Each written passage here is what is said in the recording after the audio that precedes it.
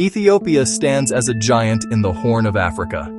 It is a nation of immense history, a burgeoning population, significant economic ambition. Yet this giant has a fundamental vulnerability, a geographic constraint that shapes its destiny.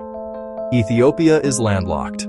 This single fact acts as a constant drag on its potential, limiting its ability to trade efficiently and affordably.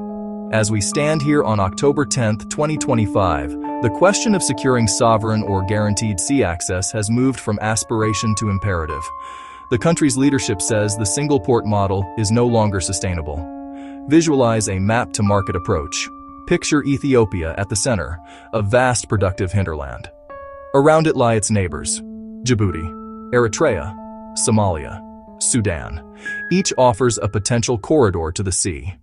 To understand Ethiopia's present urgency, we must look to its past. For most of its long and storied history, Ethiopia was not a landlocked nation. The ancient Aksumite Empire controlled a vast coastline along the Red Sea.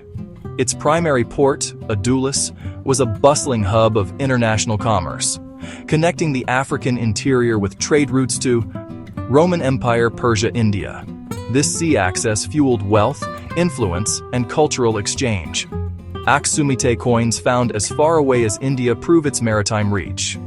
Sea power was linked to national power for centuries. The loss of coastal access was gradual, culminating in a decisive moment in the late 20th century. Over centuries, rising powers and shifting politics eroded Ethiopia's coastal control. Even under Emperor Haile Selassie, and later the Derg regime, Ethiopia still held coastline via Eritrea. The economic consequences of being landlocked are not theoretical. They are a heavy daily burden on the Ethiopian economy.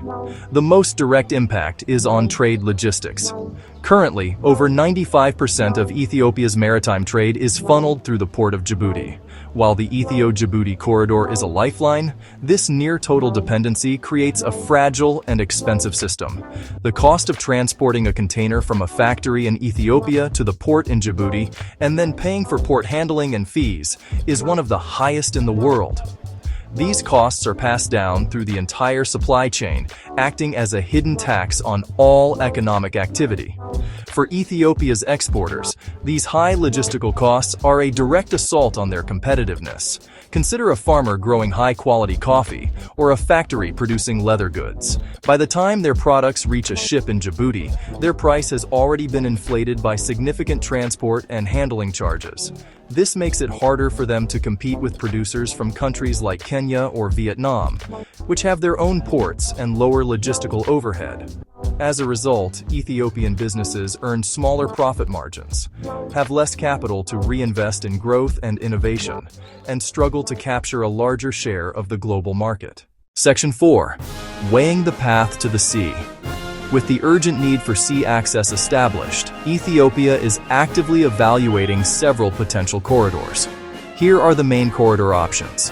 First, deepen the partnership with Djibouti. The existing infrastructure, notably the modern electric railway linking Addis Ababa to Djibouti. This route is functional and well established.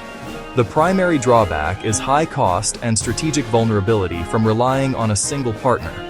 Concentrating nearly all trade in one place also limits Ethiopia's bargaining power on tariffs and fees. Second, reopening access through Eritrea. Massawa and Assab sit closer to Ethiopia's northern industrial heartland than Djibouti. Revitalizing the Assab corridor could dramatically cut transport times and costs. A peace agreement was signed in 2018, in theory opening the door for cooperation. But the path is fraught with political complexities. Relations remain delicate. The infrastructure, especially at Assab, and the roads to it, has deteriorated over 2 decades. It would require immense capital investment and, more importantly, a durable political settlement. Third, the southeast corridor through Somaliland's port of Berbera. Ethiopia already owns a minority stake, 19%, in the port. Berbera has been significantly upgraded by UAE-based DP World. Berbera could provide a second major gateway, diversifying options and fostering competition. Section 5. The infrastructure of access. Securing a legal right to use a port is only the first step. Making it economically viable requires a massive and coordinated investment in physical infrastructure. The foundation of any successful trade corridor is a network of high-quality roads and railways.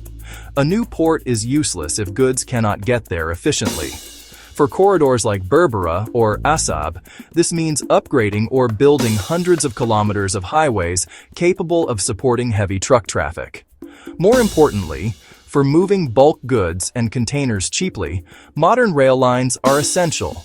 The success of the Addis Ababa-Djibouti Electric Railway serves as a powerful model for what is needed to connect Ethiopia's industrial parks to any new coastal outlet.